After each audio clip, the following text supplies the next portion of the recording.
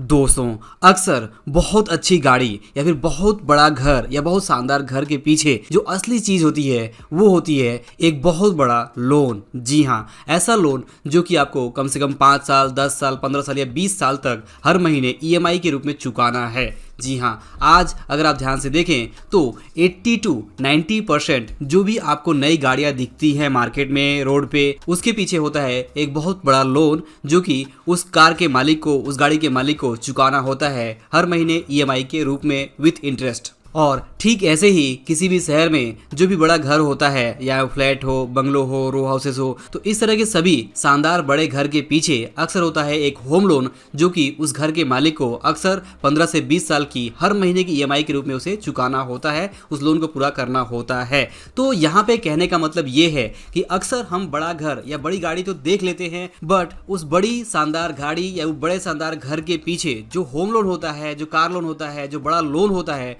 उस लोन को हम नहीं देख पाते हैं कि उस लोन को वो व्यक्ति कैसे पे कर रहा है। और यहाँ पे होता ये है कि हम उस बड़े घर या बड़ी गाड़ी से बहुत इंप्रेस हो जाते हैं। हम ये सोच लेते हैं, ये तय कर लेते हैं, ऑटोमेटिक ये गोल बना लेते हैं कि जब हम ज़्यादा कमाएंगे, जब हमारी इनकम बढ़ेगी, तो हम भी बड़ा गाड़ी या बड़ा शानदार घर जरूर बनाएंगे। और इस तरह की इच्छा जब मन में आ जाती है और जब हम ये देखते हैं कि जब हमारी खुद की कमाई से उस तरह का जो गाड़ी है, उस तरह का जो घर है, वो बनाने में बहुत समय लगेगा, तो हम भी वही चीज़ करते हैं। हम भी एक बड़ा लोन लेके या तो गाड़ी या फिर बड़ा घर या इस तरह की चीज़ें खरीद लेते हैं और बाद में हम भी ईएमआई भरते रहते हैं और एक तरह से डेट ट्रैप या ईएमआई ट्रैप में फंस जाते हैं। तो यहाँ पे इंपॉर्टेंट पॉइंट और लेसन ये है कि जब भी आप कोई बड़ा घर या बड़ी गाड़ी, बड़े शानदार जो भी चीज़ें देखें, तो उस चीज़ के पीछे जो असली कहानी है, फाइनेंशियल मैटर्स है, जो अक्सर बड़े लोन होते हैं, उसे भी जरूर देखने की कोशिश करें कि किस तरह से उस व्यक्ति ने वो लोन लिया है और कैसे वो ईएमआई को पे कर रहा है, कैसे वो अपने खर्चों को मैनेज कर रहा है और कैसे वो ईएमआई ट्रैप में, डेट ट्रैप में फंस चुका है।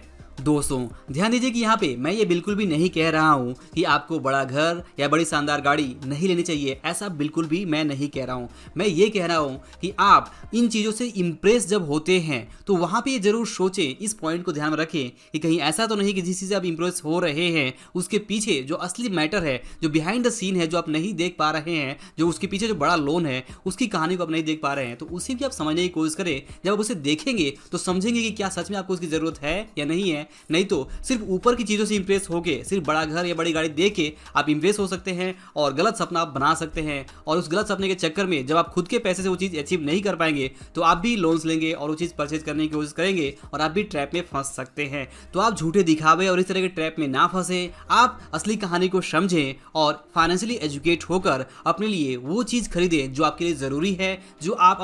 अपनी इनकम से इजीली अफोर्ड कर सकते हैं। अगर आप अपनी इनकम से इजीली बड़ी गाड़ी अफोर्ड कर सकते हैं तो जरूर बड़ी गाड़ी लें या फिर बड़ा घर लें। लेकिन अगर आप उसे इजीली अफोर्ड नहीं कर सकते हैं और सिर्फ दिखावे की वजह से अगर कोई बड़ा घर या बड़ी गाड़ी ले रहे हैं आप लोन लेके, तो ये गलती आप ना करें और अपनी फाइनेंशियल मैटर्स को आप समझें और इस चीज़ को समझें कि आप क्या चीज़ अफोर्ड कर सकते हैं, तो वही चीज़ें लें और अपने आप को यहाँ पे फाइनेंशियली एजुकेट करें। अपना फाइनेंशियल फ्रीडम का जो टारगेट है उसके ऊपर काम करें। और यहाँ पे सच में अगर आप चाहते हैं कि आपके पास बड़ा घर या बड़ी गाड़ी हो, तो आप मिस्टर रॉबर्ट कियोसाकी का एक इंपॉर्टेंट रूल फॉलो कर सकते हैं, जिसमें वो ये कहते हैं कि आप अगर कोई चीज़ लोन पे ले रहे हैं तो जो उस लोन की किस्त बन रही है, उस किस्त को पे आप खुद के पैसों से, खुद की इनकम से ना करें, बल्कि आप कोई ऐसा एसेट बनाएं, ऐसा कोई इन्वेस्टमेंट करें जहां से रिटर्न के रूप में जो आपको पैसा मिले, जो आपको एक्स्ट्रा इनकम मिले, वो इनकम ही आपको वो जो ईएमआई है वो पे कर दे। फॉर एग्जाम्पल, मान लीजिए कि आप कोई एक ऐसा कार ले रहे हैं जिसकी ईएमआई आ रही है 10,000 रुपये,